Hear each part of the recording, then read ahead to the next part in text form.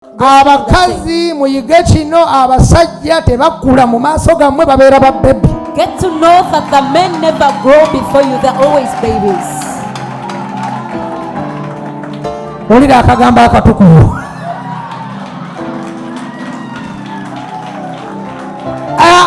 Sogera bubi. I'm not speaking in a bad way.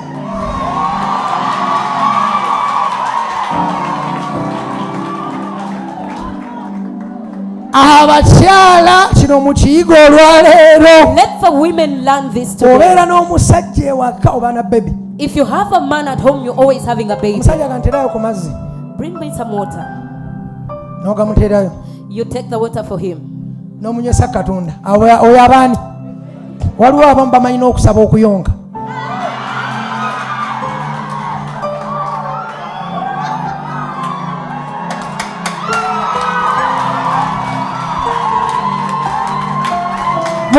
Munsaasire.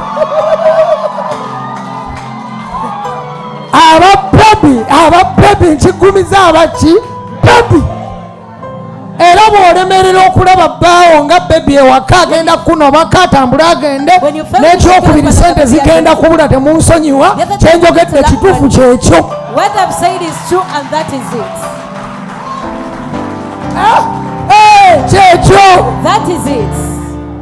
Kati gobeera n'omusajja oyagala obeere ng'ali ne komando munno. You have a husband. Omusajja yava eri n'aleeta ekigere n'akikuteeka kaati n'akusaba n'ekyokubiri. N'ayagala omunyigenyige ku masaaji mu bigere bw'oti. Oyo abeera ani?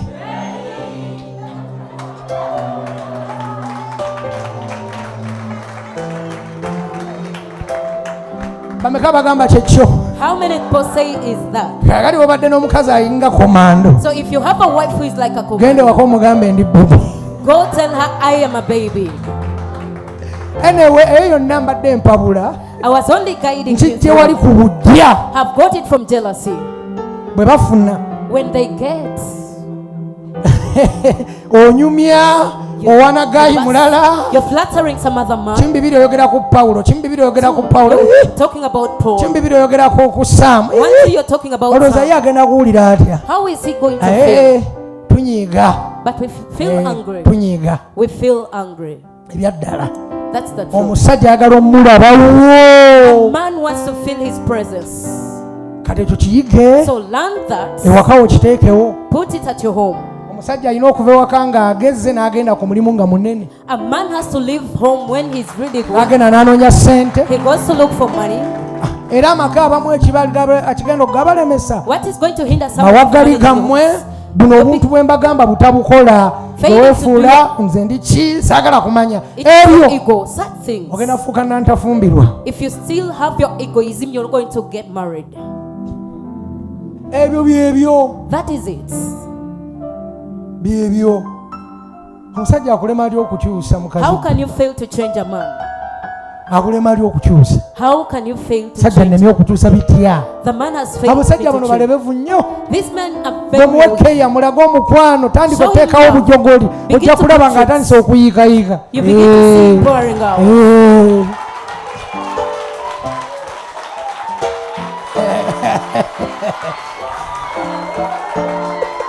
Agalirange akulema atya? Akulema atya? How can he fail to change you? No. Teekawo obujogoli. Create some tricks. Omusajja ne bw'aba anyiza atya? However much the man may be. You can get a smile. Awo nkulaba mukyala wange ojjirira. No, I see you're coming, my wife. By the way, sinnasomesa nno. I haven't told. Ebyo mpirira buyitize eyo. Passing by that. Simanyi nkulukutidde bunenze nina kyenjagala osomesa. But there is something I want to teach about. Obinkwatidde ebyo. Have you mastered that? Kino bitutuuse tujja tukijja wali ku kye bayita obujja bw'abasajja. Wana bawo. Flatter your husband. Muwane muteeka ku status y'omuwana omuwandiikeko okugambo obunene. My giant. Akasoma my giant.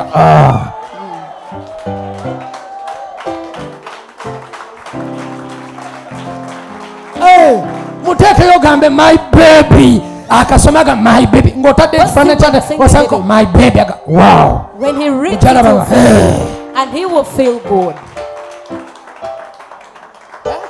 Mubinjigireko baana bange abawala.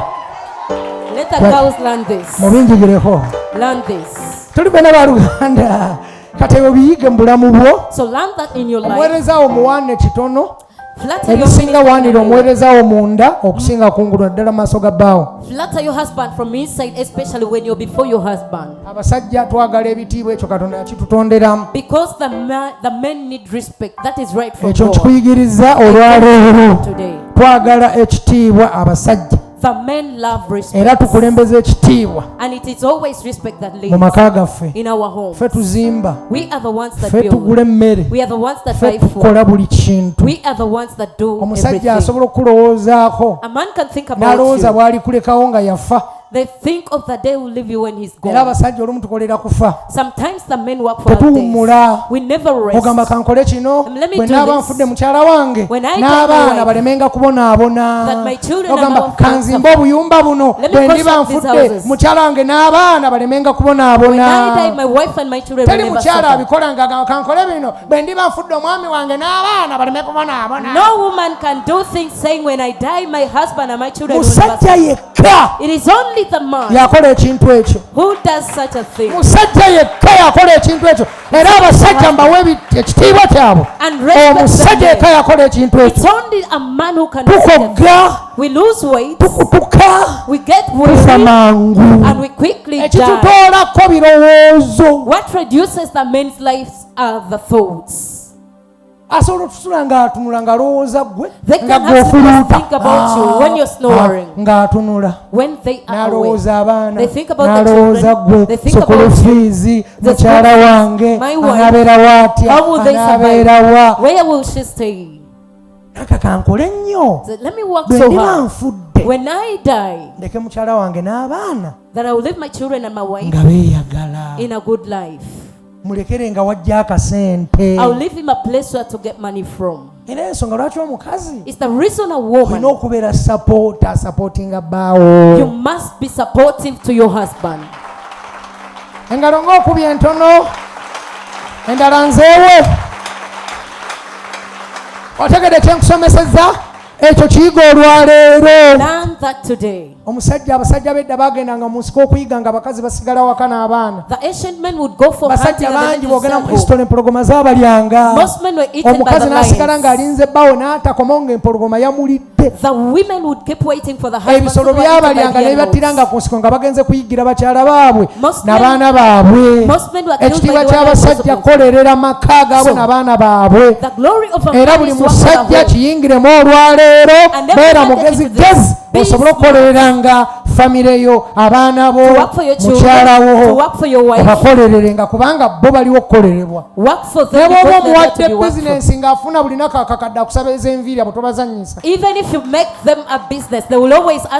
Ng'ate kapito guwamu muwa n'edduuka nga guwa liteekawo nakubira alo galagana mu saaluuni siinaawo.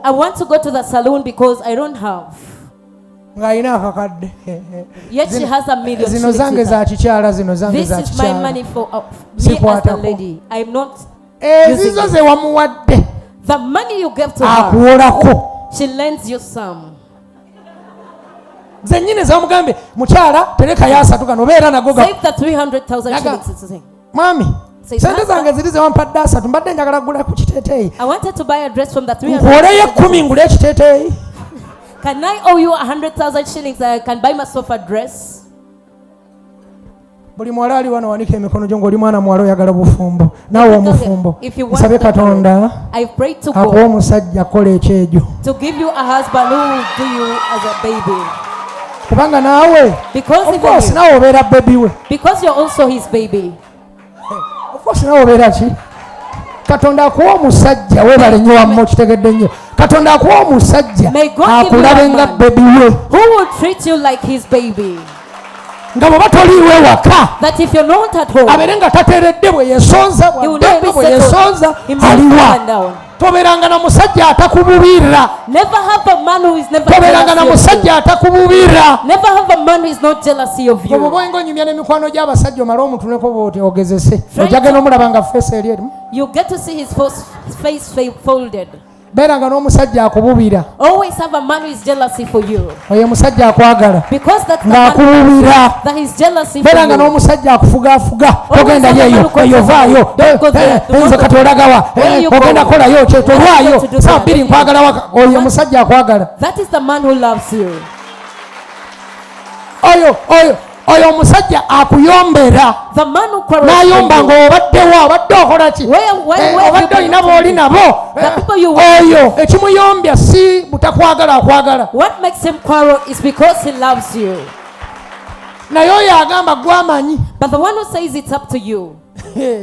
Gwamanyi obaze obatoze gwamanyi. Whether you come or not, it is up to you. Oyo takwagala. That one doesn't love Alina you. gwabubiri omulala gw'otalaba. There is some other person that is jealousy over that you do not see. Tulufana baluganda. Are we together, brethren? How many of you have learned this? Kati ebyo biyize ndowooza. Let me hope you've Bana learned ndi that. musomesa mbana bingi ndwabalaba. Mbana bingi. I always have a lot to teach you. Banaki? Mbana bingi. Anyway, saze mbufumbo jalasomesa kirala nkulukutiddewo kubanga ekikola foundation y'ensi. What makes the foundation is marriage. Foundation y'ensi. What makes the foundation is the companion. Giving birth. Kiva mu ki mu kwagalana. It comes from love.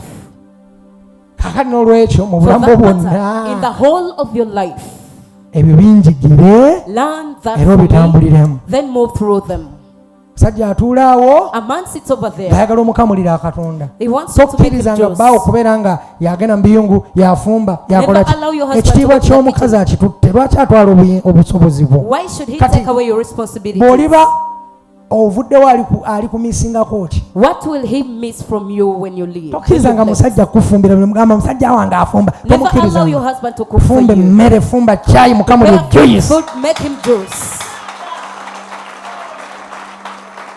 Kati bw'olivaawo wama abasajja mbalabi bw'olivaawo when you leave ali kumisingako kyoba alyogera ki ngeza. What will he ever say? Let's say ekitiibwa ky'omukazi ewaka kufumbira bbaawe, the order of a lady kuyonja bbaawe, to clean the husband, kuwa bbaawe ekitiibwa. to respect ne him. bbaawe n'ava ewaka nga amavunya gonna gajjudde essaati. But your husband lives at home with a folded shirt. N'abeera ng'avaako kagenda kola naye ng'alinga ava mu nnimiro. He's going for work, but he says bbaawe olina otumulira engatto gy'afuluma naye waka. You must see the kind of shoe that your husband is kankamaleyo kano akantu. Let me tunulira finish up bbaawe this. byayambadde bikwatagana oba tebikwataganye. Look at what your husband is putting on. Gwe Are they kenyini osobola matching or not? okugisamu t-shirt noga t-shirt ekooye gijjeemu. You can Abasajja beerabira. t-shirt because the men Ayambala forget. ekitogi nga kya myaka 5 emabega nga kyakaddiwadde. They put on a t-shirt with an old collar. Batono abeefaako nga nze. The very few who take care of themselves like me. Omusajja ayambala engatto n'egw'olubege nga ye gy'ayagala. A man puts Nga on gwe alina a shoe omujjukiza engatto yakoowa. that is, you're the one supposed to remind him that shoe is already worn out.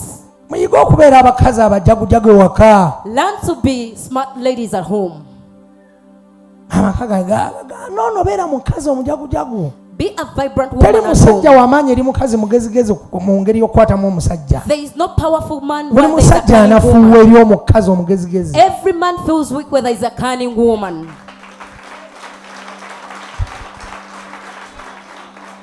Kakati ewaka So at home, ekiba kyanirizanga bbaawo smile. if you're welcoming your husband, let it be the smile.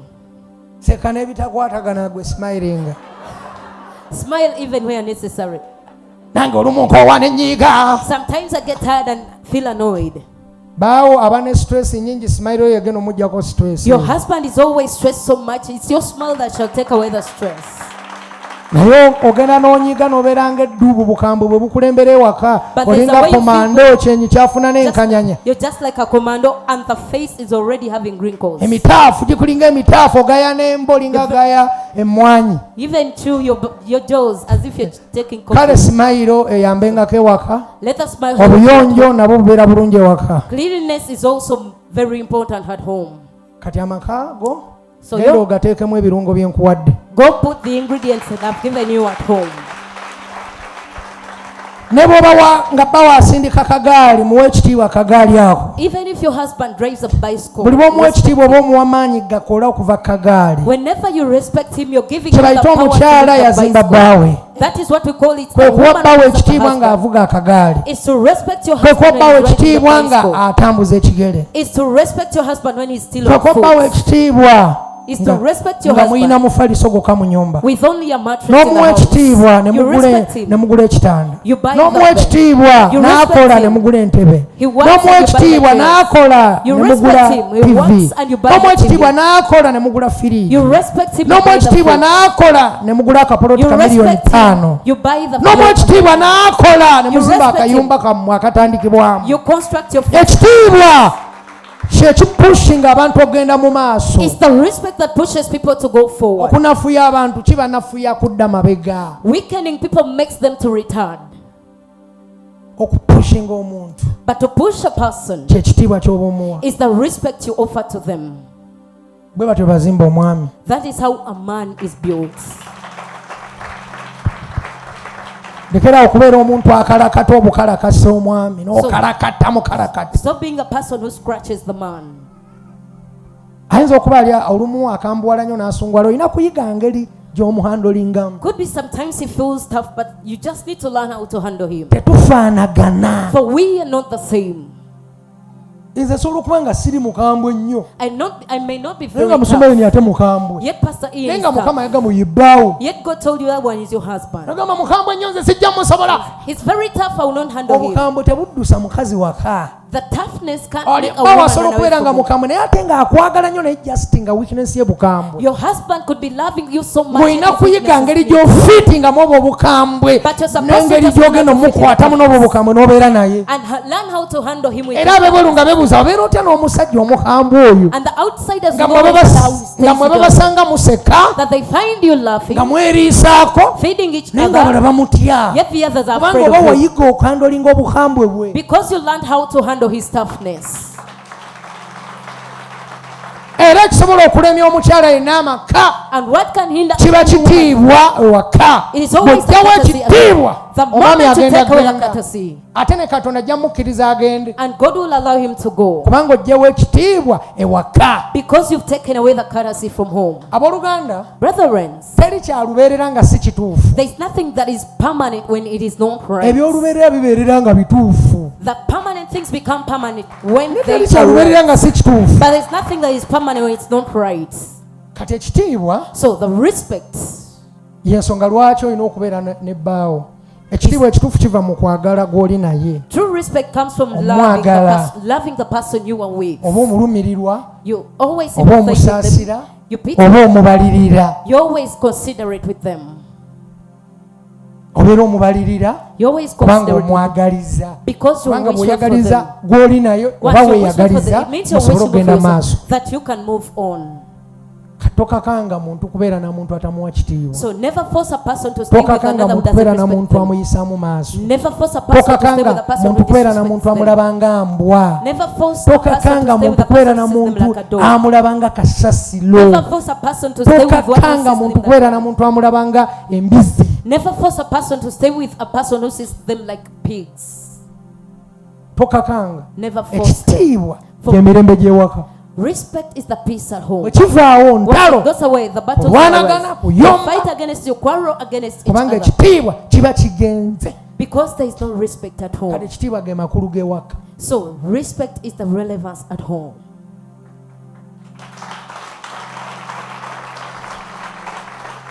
bameka bakitegedde. How many have understood? tofuusinga. Do not force. tofuusinga. Do not force. abaaboononera obulamu Those who spoiled your lives, kankamaleyo. Let me finish abaaboononera obulamu obwo those who spoiled the be life, babagamba nti munno gw'oli naye mulifa mwenna lubeerera. are those ones who say the one you are with, you will die together akalombolombo ako ke forever. baateekawo That condition ke kakyasinza okubeera ak'obulabe. is the most dangerous thing. kino ndikisomesa ensi yonna we ndigenda. I will teach about this in the whole world wherever I will go. akalombolombo kalina kuba bwe kati. This is supposed to be the bwe mubeera condition. nga mukwatagana When you were era nga united muli bumu and you were ki together, ekibaawula. what separates you? ke kalombolombo It is the ne kali condition. nti mu bulungi ne mu bubi But the condition of saying in good and bad times. mu bubi ki Which mu bad? bulungi tukitegedde Yes, we've understood. naye mu But, bubi ki but what bad are you talking obwavu about? Poverty, endwadde the diseases, obulemu the lameness. tosobola gamba nti bange yagwa eddalu You cannot say my husband ran his amaze same. emyaka 10 ebutabika He has spent 10 years in emyaka 2 ebutabika 20 years in Butabika, nze mbeere mugumba and I should stay barren. ekyo kyetaaga okyusa nti That needs amendment. agamba munange bange ali butabika mulalu You know, my husband is insane and he's amazeyo a- emyaka 3 nze sirizaala he has spent 30 years. I will never have a child. Over what? amagezi gagamba ki What does the wisdom naye tell you?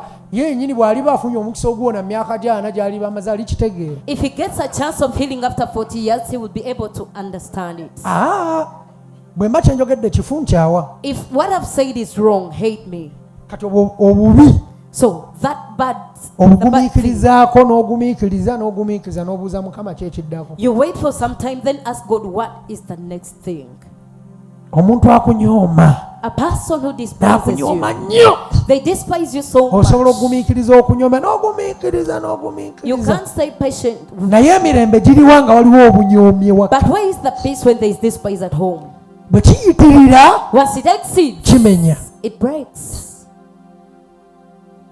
ndowooza tuli ffe n'abaluganda Let me hope we are together. abooluganda n'omumwa Brethren, even being so omukazi ng'olina loquacious, omumwa ovuma omusajja buli lunaku A woman bwe who butawa abuses musajja the man every kitiibwa day. That is the disrespect to the n'omuvuma man. paka n'omuvuma paka budde kukya you abuse him till morning. n'ogenda ogamba maama omukazi anvuma beerayo Go, bakuvume beerayo gwamanyi the woman fana is ekintu abusing. kyo Stay with gwamanyi your thing. It is up to you.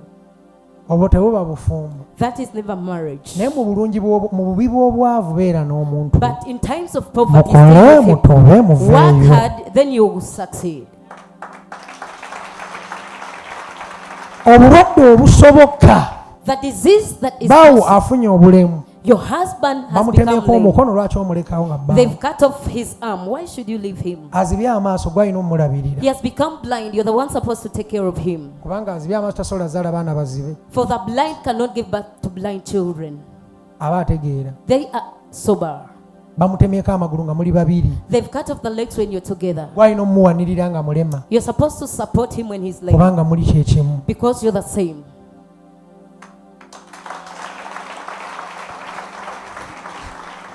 nakati baga mukazi wange yagwa eddalu amaze emyaka 3 ebutabika My wife brain cycle, it is 30 nwanye years now. n'enfuba ne yagaana okuwona Have fought for her healing, but things are sizaalanga failing. kaana I've never had a child. kati ŋŋenda kukaddiwa nga sizadde Will I age without having a baby? kitegeeza olina onoonya ekibanja ewalala naye ng'oli naye It ogamba means kitange you have to oba speak. mukama oba ki katonda yamanyi It is up to God. kubanga asobola okulemerayo For he can be kati there for obeerawo you. nga tozaala kubanga munno yagwa eddalu So will you stay with a child because the person ran akyategeera mad? They no ogamba longer tubeere ffenna nga akutuga butuzi The one you said let's be together and he just strangles you. ogenda omuga mwami ng'aleeta jambiya You go calling him husband, but he brings in a panga. mukyala wange kaso She brings a knife. mumpuliriza bannange Are you listening to me?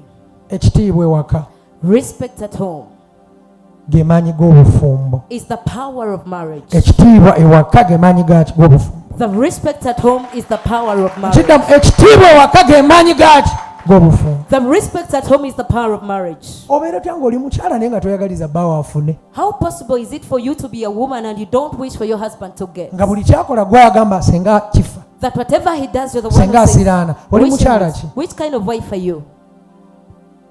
era ng'ogenda ogamba neewana nina no oyo taba mukazi That one is never a wife. bijja kufa bijja siraana ajja beerawo Do not stay. oyo taba mukazi That one is not a oba olina wife. kiki ekyo What will you be having?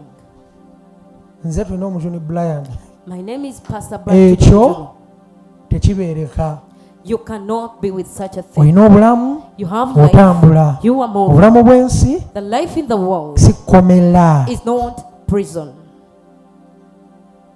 onoonyanga emirembe mu nsi, Look for peace always in the world. onoonyanga essanyu mu nsi, And always look for happiness in the world. kubanga ge maanyi agakola ensi. For that's the power that makes the world. Mirembe The peace n'essanyu and joy ge maanyi agasobola okukola ensi yo. is the power that can create N'obaako your world. byolaba, n'obaako You see byokola, certain n'obaako things, you do certain byoteekawo. things, then you put certain things in place.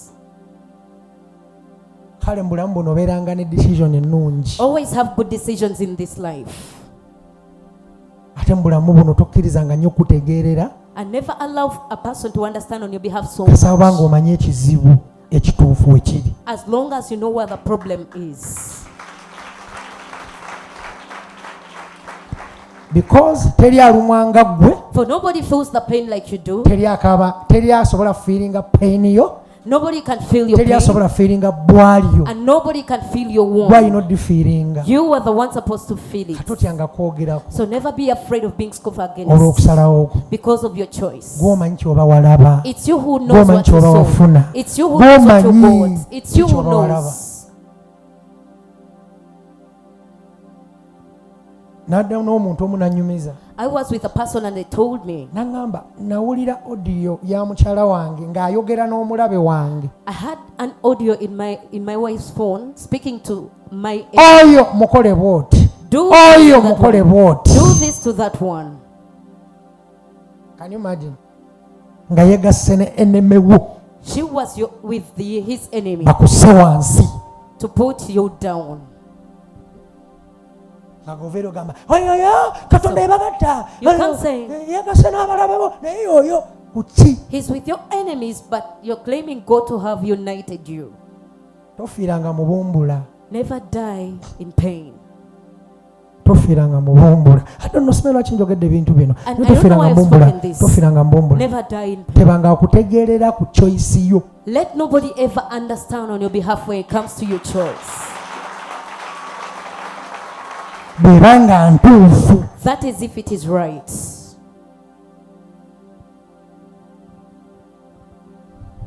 Mu bulamu buno In this life, accident si ya motoka yokka, an accident is not of the accident car si ya alone. pikipiki, It's not of the accident motorcycle ebeera ne alone. mu mikwano, Accidents are also ebeera ne among mu friends. bufumbo. They're also in Abamu marriages. mukkirize, abamu Let's osobola accept. okukola accident n'otomera puu! Some people can get accidents and bump into nga accident gye watomera yennyini, that it's a real accident. n'otandika okulwanagana n'ekintu kyo. You begin to fight with your stuff. Bano abaalaba nga balaba wamalayo.